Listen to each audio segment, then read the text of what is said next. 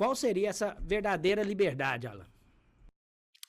Olha, a liberdade, ela não é um pressuposto, mas ela é algo que se obtém. Então, ou seja, você caminha em direção a ela, né? E óbvio que em matéria de liberdade política, o mundo ah, optou por dar essa maior liberdade para que as pessoas tivessem maior participação nas decisões políticas de um país. E é isso que hoje nós chamamos de democracia, né?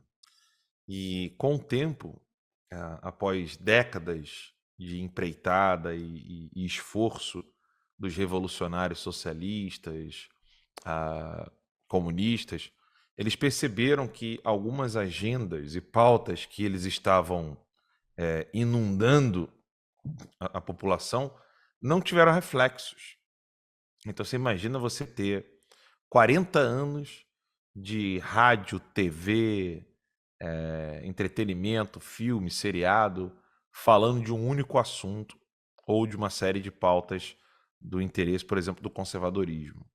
Isso seria muito bom, né? A gente poder ter, imagina, desenhos animados, seriados, dramaturgia, teatro, cinema, os filmes de televisão mesmo, que nem chegam aí ao cinema, mas de baixa produção.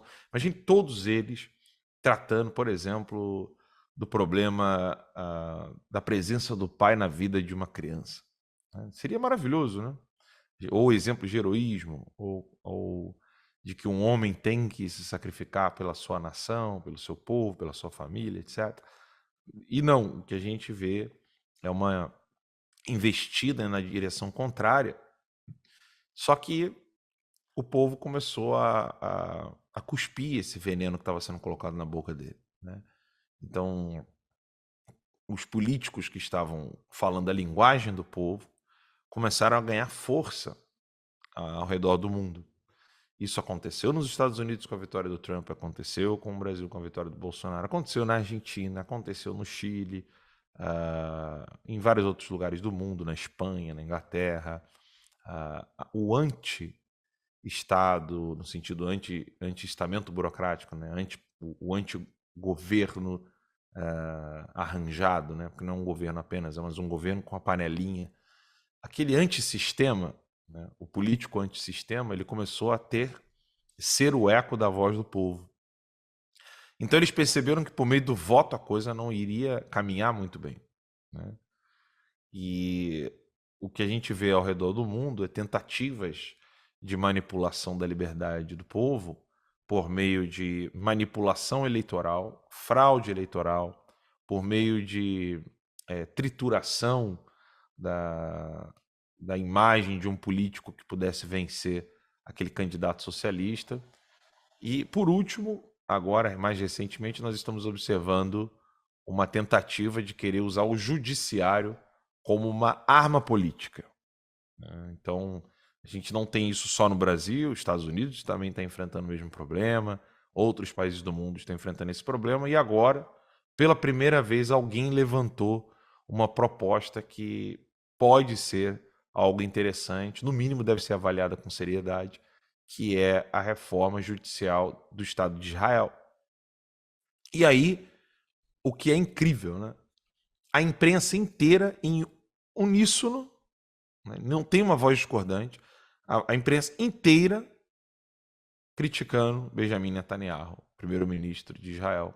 E é aqui que a gente vê que nós não temos liberdade, né? E aqueles que querem e desejam a liberdade precisam estar bem orientados com relação aos inimigos da liberdade, porque eles vão usar o termo liberdade e democracia, mas no fundo, no fundo, eles não querem a sua liberdade, eles não querem te ouvir, eles não querem a democracia de fato.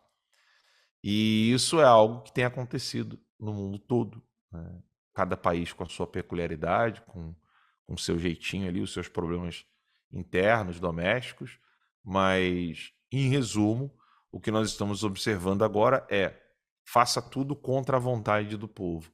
O que importa é a agenda dos iluminados, né? Então, um grupo pequeno de pessoas sabe o que é melhor para a população em matéria de meio ambiente, em matéria de segurança pública, em matéria de política, em matéria de educação, ou seja, eles não querem saber qual é a sua opinião, qual é o seu desejo, qual é a sua vontade.